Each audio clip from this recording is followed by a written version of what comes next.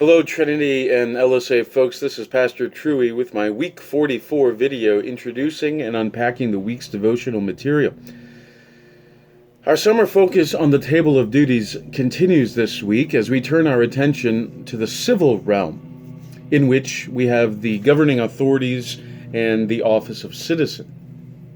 Of course, even in this realm, those in offices of authority receive their authority from above, from God Himself, as Jesus famously reminded Pontius Pilate, which you can read in John chapter 19, verse 11. But even more, the function and duty of these civil offices of authority is derived from the function and duty of our true Father in heaven, who serves, protects, and provides for His people. So it follows that those who hold offices of civil authority have the God-given duty to serve and protect the lives entrusted to them, the citizens. And then what do the citizens owe them? Honor and respect. Here the fourth commandment guides the citizens who are to honor them, serve and obey them, love and cherish them.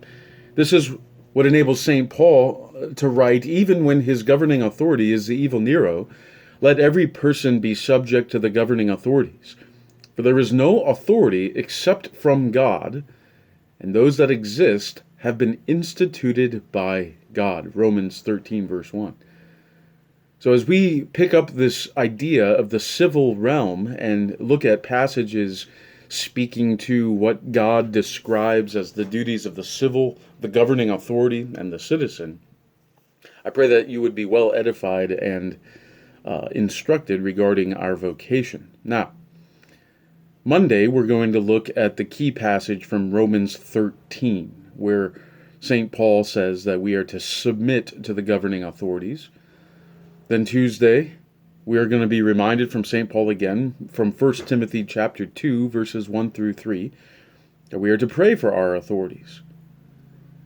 Then on Wednesday, from Titus chapter 3, 1 to 8, St. Paul will encourage us once again to be submissive. And then the other writing apostle, Peter, 1 Peter 2, 10 to 17 on Thursday, will remind us again, like Paul did earlier in the week, that our governing authorities have been sent by God. Now I want to encourage you to understand these words in terms of the three estates and the way that the Lord has designed and ordered our world to work, so that what has been instituted or designed by God is this relationship between the governing authority and the citizen, right? It is not to say that all governing authorities are going to be good or just, but their offices and the institution which they then occupy is itself good and just. Similarly, right, you can have a father in the office of father who is not a good father, right? So it doesn't mean that the person himself is righteous or good, but the office that the Lord Himself has established is itself a good thing. And that relationship, that estate in which you have the governing authority and the citizen, or the father and the children, the husband and the wife, or the pastor and the people, is itself the structured order that God has established. Finally, then, Friday, Matthew 22, 17 to 22, Jesus will remind us to give to Caesar what is Caesar's. Now here what we're reminded also is that everything is God's, right? So give to Caesar what is Caesar, and to God's what is God's. So that all that we give to those who serve us, right? So Caesar has been instituted, the governing authority has been instituted to provide, protect, and to serve us. So we thank him with our taxes.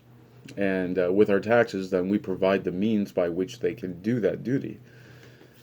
Now, God doesn't need our offerings, but what we give to God is everything He has given to us, right? So like God, all that we have is God's alone, a trust, and so we are called to a stewardship.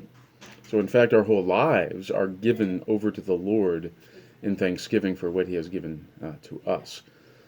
And so this week, as you do some reading of the scriptures and some prayer and devotion, pray that these scriptures would inform your understanding of this civil realm and how God has established governing authorities to serve the citizens and the citizens to honor, love, and respect their governing authorities. God bless your time in His Word.